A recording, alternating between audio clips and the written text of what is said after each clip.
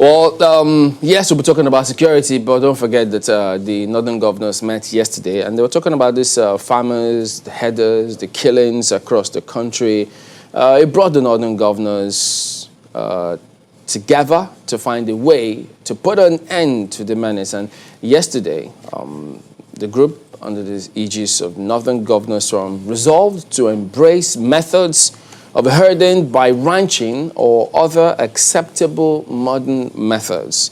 And they had the chairman of the governor of Plateau State, chairman of the Northern Governors Forum, Governor of Plateau State, Simon Lalong. He did say that the forum resolved to aggressively, that's his word, aggressively sensitize herdsmen across the northern states on the need to embrace the modern system of rearing cattle. So today, we're joined by two gentlemen, as you might have seen there. Abe Agiole, former Commissioner of Police, Kaduna State, is also former Commandant, Police Mobile Training School, who will be joining us, from the States. We'll also have Lieutenant Commander John Danjuma, former Navy Intelligence Officer, who will be joining us himself as well from Lagos. Gentlemen, good morning, and thank you for joining us today on the program. Well, this matter has been there. Chamberlain. Thank you. This matter has been there, and not that we don't have solutions or know how to address it. Yes, they may have been going around in circles, but this latest perspective from Northern Governor saying, well, this is not sustainable, something else. There's got to be another approach to this matter. First, how do you interpret this, and what do you see happening, having heard that pronouncement from them? Is that for me? Yes, for you. Okay. Chamberlain, good morning. Even though I cannot see you guys there, I wonder for how long we are going to keep on talking. When I was listening to the governor of Plateau State yesterday, the 10 o'clock news, and he said 2 years ago they had arrived at a conclusion that we have to move from the primitive way of farming that has been on since the beginning of creation.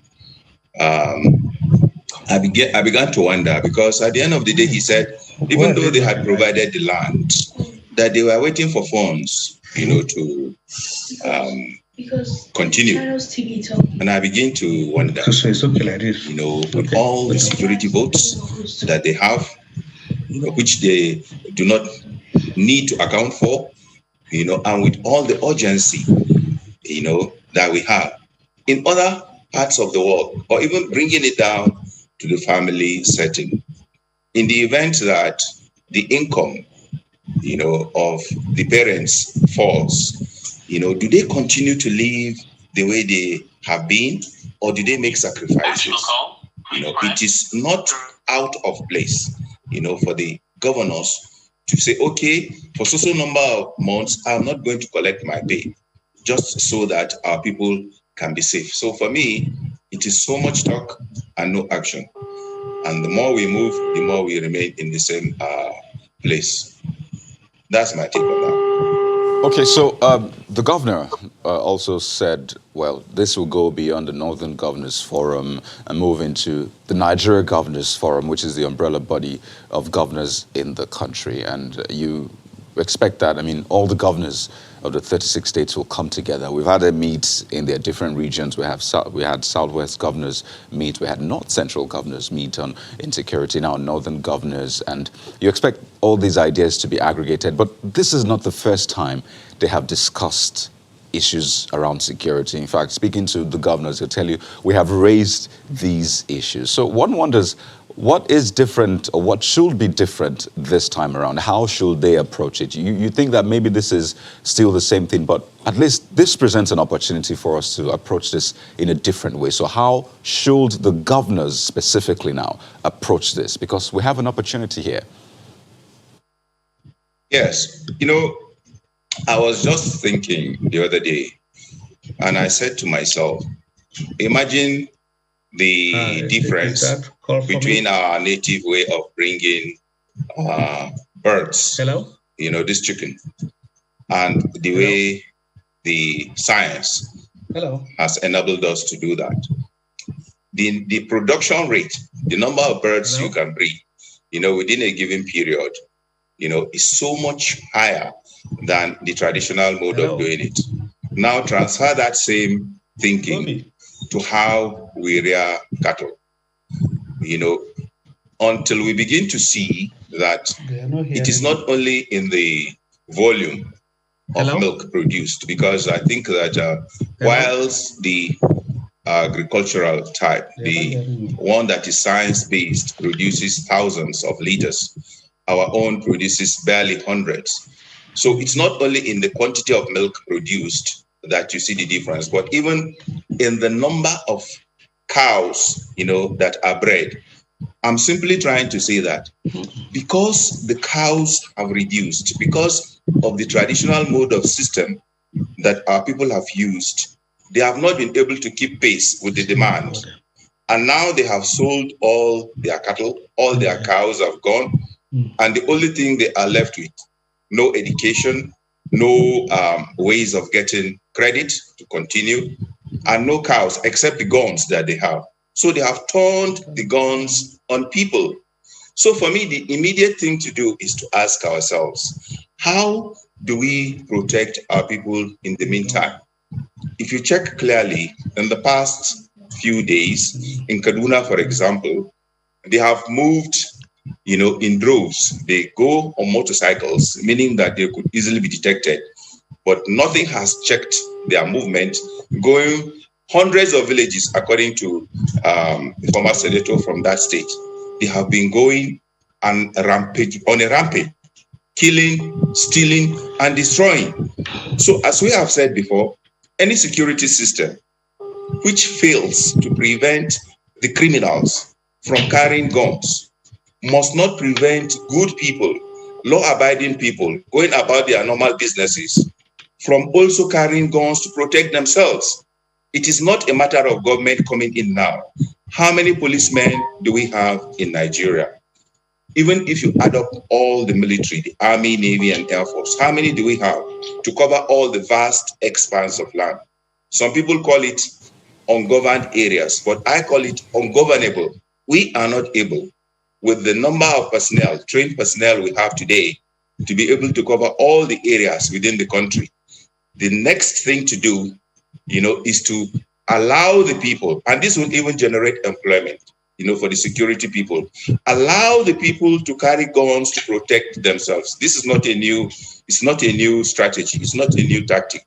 It's a way that people have survived in the past. When you know that people are against you and they will come for you at any time, you also should make sure that you are ever ready. And for that to happen, the communities, as we have said before, we say again, should be permitted and should be trained to protect themselves with guns. If not, this rampaging will continue. This evil system of allowing people to remain open, wide open for criminals to just block them at will continue.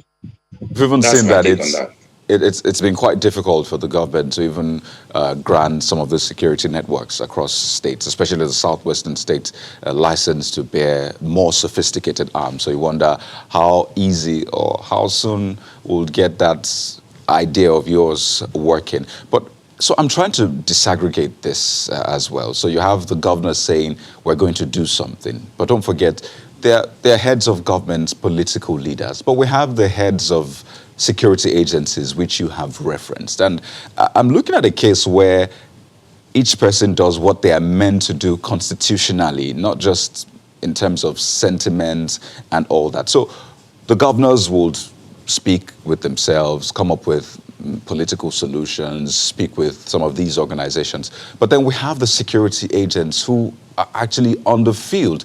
Crimes have been committed. They're meant to be prosecutions. You heard the vice president saying bandits need to be prosecuted. For the vice president to say that, that obviously means there is a gap. So while you have the governors doing, I don't know, the talk shop and maybe the workshop as well, what about the security agents? Kayode, the Constitution really has got nothing to do with what I have just said. There are laws that are higher than whichever laws man makes, to um, ensure law and order in a society. And that is the natural law. There is no law that should prevent you from protecting yourself, either as an individual or as a community. So expecting the people who have been, as you said, granted the constitutional role to play in protecting the people do not also have that right to prevent the people from protecting themselves. This is a very important point. I think many governors in the Middle Belt, have been saying that, particularly the governor of Benue State, he has already studied the situation. It's even just common sense to see that there is no way, the journey is already out of the bottle. There is no way All you right. can now get all these guns back, Yeah. from the bad guys. It is not possible. Okay. Well, perhaps then, the task would be for the security agencies, just as you said, to do their jobs, which is that of law enforcement. We heard from a professor of political science saying yesterday that for the police officers, for the security agencies to do their jobs, there is a measure of political will that is necessary. For me, I'm still trying as much as I can to wrap my head around that. So let me ask Mr. Agiole this question. So it is the job of law enforcement agencies to enforce the law. Almost a no-brainer. But how difficult can that be?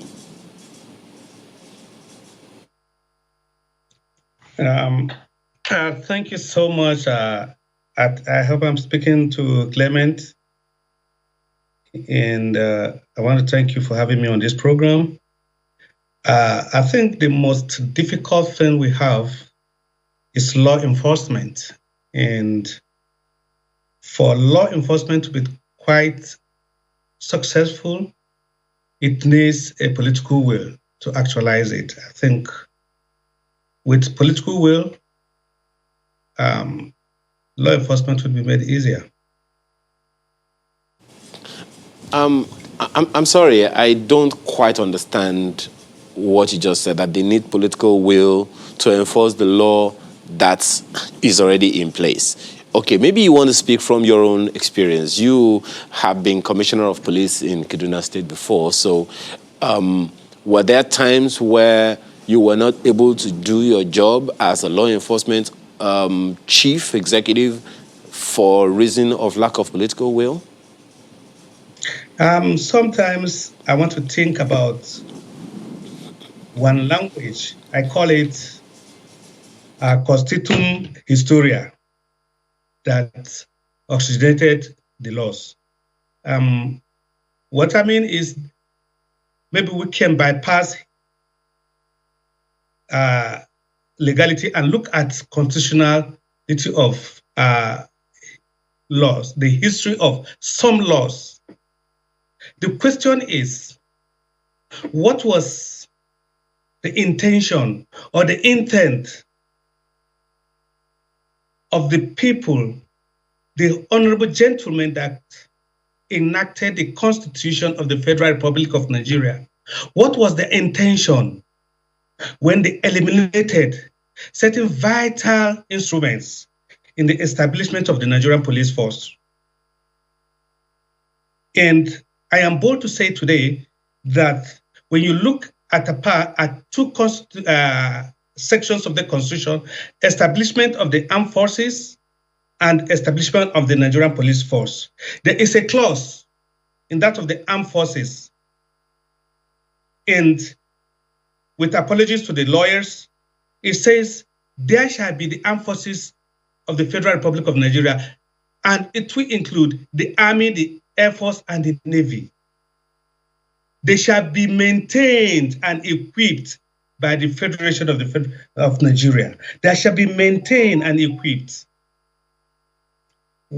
Maybe it's an act of omission that the issue of maintaining and equipping the police force was omitted in the Constitution and maybe left for the mercy of acts or enactments of the assemblies.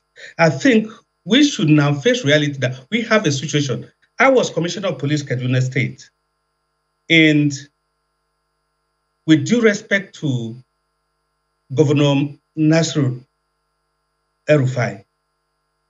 Honestly, he gave the police maximum. Operation Yaki is a prime operational unit of the Nigerian police force in Kaduna, and it is funded and maintained by the state. And I think we should appreciate the governor for that. And we did very well while I was police way as commissioner of police. And with the crime rate, the banditry, and Mr. Clem, let's look at this issue of crisis. Even the headers themselves are victims of bandits in Kaduna State. I saw on the news the issue of Biringwari. The headers themselves, who are legitimate owners of cows, are victims to bandits. Their cows are rustled, taken away, they are killed, the way other citizens are crying. So it's a complex issue. And they look at the vast area of Biringwari, for instance, stretching from the Kamu forest to Fagori forest, down to Kasina, Jigawa, and the rest. You know, it's so vast. Even when you take an area view of these areas, honestly, it's so difficult to notice movement down. The military should be able to really, because that is their field. But honestly, I have the privilege of accompanying them to some of these flights, and I know what it takes. And when we say there are no forces on ground, I think it's a misjudgment. It's an error of judgment. Well, if there are forces on ground and we are still having difficulty containing the issues, then there are so many questions as to the efficacy or otherwise of the forces on ground that you talk about, and then even the justification for the resources pushed their way. Now, there's something you said about the Constitution. I guess, you know, that's a matter for a symposium, if we can call it that. But this is not the first time we are having governors, the Northwest governors, the Northeast governors, the Midwest, North Central governors, the governors at the different, regions, and then all Northern governors sitting together to have a meeting and decide on a way forward as far as security is concerned. So this one that's been held again, is there anything you think will be different going forward? Having had several series of such meetings over the months, over the years, and this is where we still are, what do you expect going forward? Let's avoid the modification of issues. What I mean is, one of the crises that led to the Nigerian crisis was a misrepresentation of what took place in Aburi after the conference. When the governors meet as a body, let them come to terms with what they intend to convey to the people. It's the issue of going back home and telling the people what wasn't actually discussed or your intention. What was contemplated during this meeting of the governors? What was their intention? Was it intended to actually achieve a result? Because when we politicize issues, we are politicizing human lives. I think and I believe that this conference or the position by the Northern governors is slightly different from the positions we've been used to hearing one state governors speaking one language, but this time around, I think there's unison in the Northern governor because there's a common threat. There is only one language spoken in this country. That is, only the criminals speak one language. Only the criminals speak one language. And I think if the governors unite in their own perspective, and I think we're going to achieve results. And I believe this is going to be different in as long as there is the political will to actualize this. And I insist political will because I was a CP and I think I am privy to see various states operate. And I'm lucky to work in one state. To be honest, And every day I give it to Malam Nasir El-Rufai, not because of his commitments financially to these operations, but because he gets involved in everything we do. And I think during my stay as Commissioner of Police, I think I have cause to say we succeeded. And the banditry was reduced to a certain level. If you take a look at the front pages this morning, you see killings in Kaduna State, different areas by bandits. So largely some of these problems still persist. And I think that speaks to what some are saying should be a rejig of the security and all of that. But let me take this back to Lieutenant Commander John Danjuma, who is here in Lagos. By the way, that aborification term, I'm still trying to understand, but thank you for explaining that. So, Lieutenant Commander Danjuma, there are talks about possible reprisal, and I think that's another dimension that this is taking that we don't really want to see. There have been talks about what these leaders are saying, the rhetorics being put out there, and you sort of wonder, so what should the tone be? Because it appears as though everyone is sticking to their ethnicity, even though this is not an ethnic issue. This is essentially crime. So the meetings might happen. What sort of pronouncements should come out of this? Now, let me segregate this from the government at the center, from the heads of security agencies, the police, the service chiefs, and the state governors. What should they be saying? Well, is it what they should be saying or what they are saying with their actions? We must look at the roots of all this. Nigeria is a sharply divided nation. Nigeria has never been as divided as she is today. And we must see where we lay the roots of this division. We have emphasized, for example, that before you become the governor of any state, you must be an indigene of that state. If I remember correctly, there was a man called Umaru Altine in the First Republic who was the mayor of Enugu.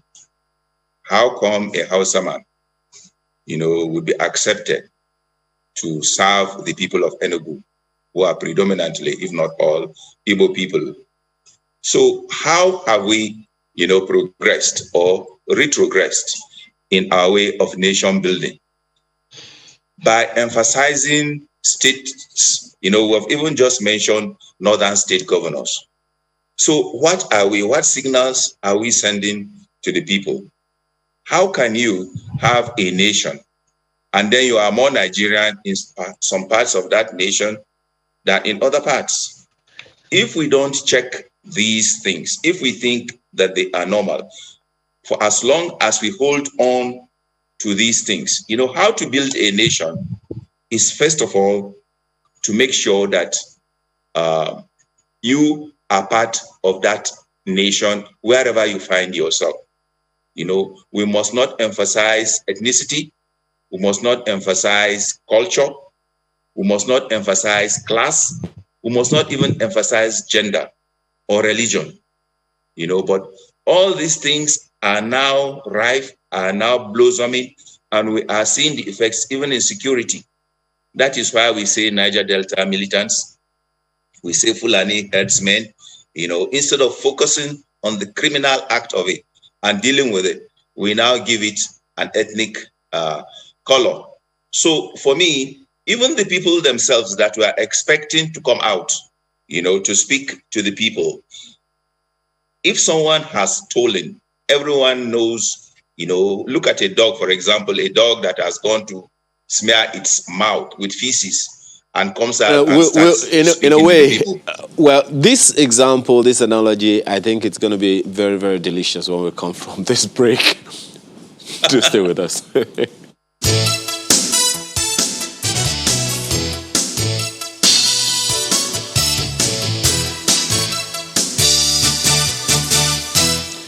Well, Commander Danjuma, I think there is a need to segregate between the figure of speech of delicious and the fact of the things that you're saying. It definitely doesn't look delicious on any plate. But let me ask you this before we take it back to Mr. Agioli. There are three forces, it will seem, at play in these farmer-herder issues that we've been talking about for some time. There's a political angle to it. There have been several policies of government over the years, and all of them seem to be revolving around whether or not to progress. There is a security issue around it, herders going around with small arms, AK-47 and all of those things, definitely something of concern. And then there is the economic. There are 318 million livestock in Nigeria, according to figures from the Ministry of Agriculture and Rural Development at the federal level. Which one should we be giving attention to? Prioritizing?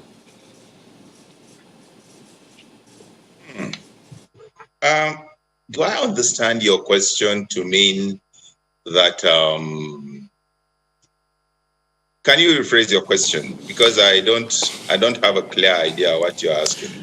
Well, from an intelligence perspective, if we are to take on this issue, the issue of this farmer herder thing that's been causing all kinds of security challenges, the political angle with all the policies of government and the political will that a good number of people have been talking about, the security angle, issue of small arms all over the place, and the economic angle, which according to government is something in the region of 30 trillion naira industry.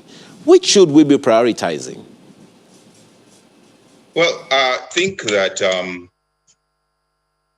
they should go pari passu. How do I mean?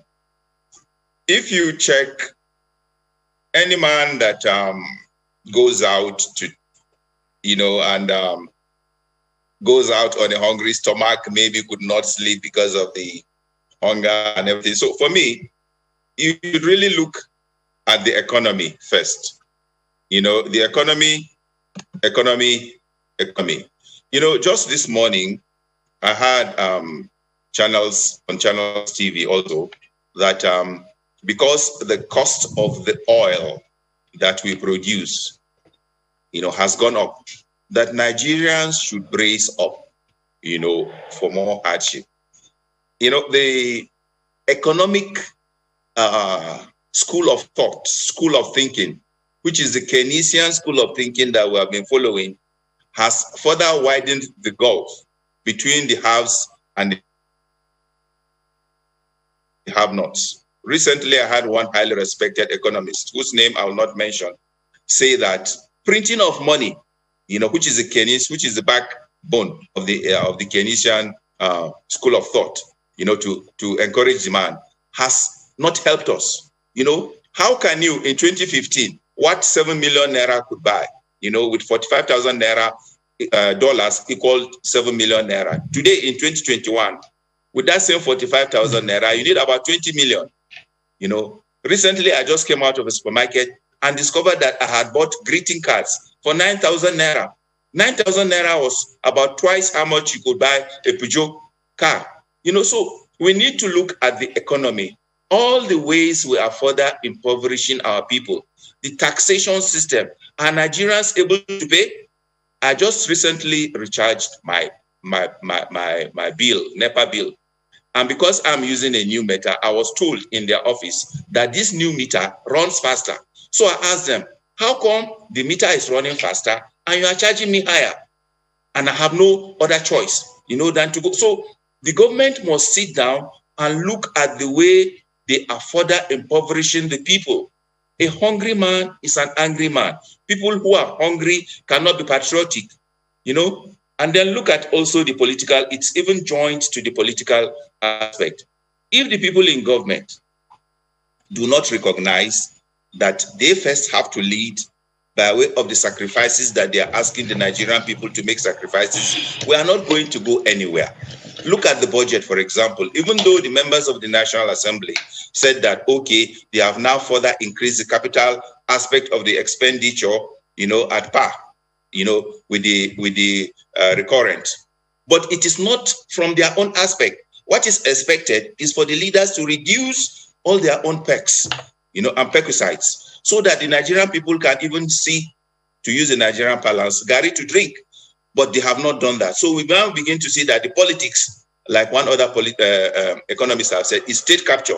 You just capture the oil well, you capture the political aspect so as to capture the economy for your own friends. So this has to change if we need to have a security. Security, which comes last, is that, security, we keep on saying security is everybody's business. But when it comes to the practical aspect of it, we remove it from the people. There is no one who can protect my family better than me. There is no community that can be better protected by outside forces. The people, I insist, have a role to play, have a stake. All right. Let's take it to... Yeah, pardon me. Let's take it to the former commissioner of police. I mean, if you say no better person to protect the family better than you, well, may raise questions as well for the agencies that are there. Could that be a vote of what? No confidence, or that they've got to do much more than they've done or have been doing? Well, Mr. Agile, when you talk about for certain things to happen, there has to be political will. What exactly is this political will? Is it that presidency, governors, or certain people appear stronger than the law? Law enforcement officers cannot arrest them. What is this political will? Let's understand it so we could know how do we begin to address and from where the challenges ahead. Yeah, I think I try to coin one language. I call it constitutum historia. That is the constitutional history of certain laws. And when we talk, look, the state is propelled by the political class. The state is propelled by the people that made up the political class. And when we want to be honest, for laws to take its proper course, the key players must give absolute backing. And you find out that when the state did not give such force, it's quite going to be difficult for the police to operate under that condition. And like we said, when we said northern governors, I read from the news this what a governor was complaining about not Western governors not having a consensus in dealing with criminality or the banditry. They speak different voices, and if that means there's not consensus, and the police who is charged with responsibility of maintaining this law and order is in the middle of this crisis. So political will? Political will. That is the state willing to enforce what it enacted. What was the intention of the state? What was the contemplation of the law they enacted? Was it intended to achieve a result or not? Let's be honest. The question is... Pardon me, has there been any scenario while you were in service, you made an arrest and then, they prevailed on you to cut that out or stop the arrest or something? Was there any such scenario? Chamberlain, like I earlier said, and without contradiction, I was privileged to work under one leader, Governor Nasir El-Rufai, Madam. Honestly, I think he allowed our professionalism to prevail. And I think I never had instances because he allowed you go there and give me results your own way. And I think I don't have... If that were the case, because, my colleagues also reminded you that the killings are still going on in Kaduna State. If persons that did their jobs without inhibition, why do we still have all these killings going on? Yes, and I can contribute to this discourse because one, we're talking about armed banditry, and let's look at the topography of Kaduna State, the vast space Kaduna State occupies, and let's take a look at just Kaduna Abuja Express way, and there are a lot of villages and activities happening. Don't forget, this is a forested area. In these bandits, the only way we can effectively police these places maybe at distance of each other, station security. We have just 300 and maybe 50, 60,000 police officers in the whole of Nigeria. 300, less than 400,000 police to 200 million citizens. The whole Kaduna State, I don't think we have more than 6,000 police officers. Are you then saying, Mr. Agiole, just a moment, are you then saying that, it's because we do not have enough police officers that we are having these issues that we are having? Because it would seem like the example of topography and all of that you are giving will be like just giving excuses for the security officers not being able to do their jobs. Now that you are raising the issue of the population of the security officers, are you then saying that that is the reason we are having the issues we are having all over the nation? See, when you are formulating laws, you don't specify because factors contributed to these issues. There are factors that stimulate crisis: manpower, topography, finance, and everything. And don't forget, if policemen are not on ground, if the military are not on ground, how come we are suffering casualties in these areas? Honestly speaking, it's not easy for we to conclude that because policemen are not effective or the military are not effective, we cannot know. We look at these things jointly.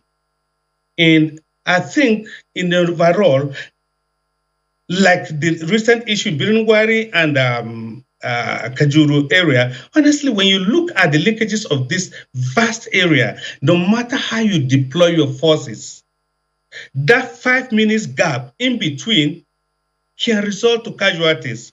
And I think the police and the security forces in Kaduna in particular are doing a great job. I want to acknowledge that. And well, the thing about that is, Mr. Agiole, you may say they're doing a great job, but it's difficult for families who have their loved ones killed to be on the same page. Those who see these reports of these killings going on every day, it's difficult for them to come to terms and be on the same page with you. Many ask, look, so what has happened to the topography? Has it changed? Why is this still going on? And besides, perhaps we should also make the point, when you see politicians who put their cronies in police, we're inundated with calls regularly on all platforms, how policemen complain that a lot of their juniors are being promoted over them, so they're not happy with what is going on in the police force. So how can they get results in that kind of system if the system is not united? So isn't that a point that they made? Or isn't it valid? I say there are so many factors that stimulate issues. The important thing here is when we want to shy away from the fact that certain things contribute to issues. Certainly it is. And we must do one thing for the system to function. One, not just reorganizing the police force. Let's look at how our operations had been and what modifications can we bring in. Are there people who can do this job? Is there funding for this job to be done? See, the issue of we have a lot of sections in the police force that ought to do the same job. Can we marry them together? Can we fund them and train them? As much as we would like to continue, but I'm afraid that's how far we can go, because, I mean, there are those who will always let you know that if you want to address those other issues that you mentioned, they wonder, wouldn't that be building on a faulty foundation? Because if you put more people there, more boots on the ground, as they say, they'll be doing more of the same things that have been going on wrong in the system. So the foundation has got to be corrected first and foremost. There has to be justice. If you're coming to equity, you have to come with clean hands. If they're not happy within the rank and file, if they're not happy right there, how are they going to? If they keep putting their cronies in there who will be beholden to them, how do you get a police force that will be for the people? So these are some of the challenges and issues that we need to address, perhaps as many keep writing us on a regular basis. But we do thank both of you gentlemen, Mr. Abi Agiole and John Danjuma, for your perspectives this morning on the program.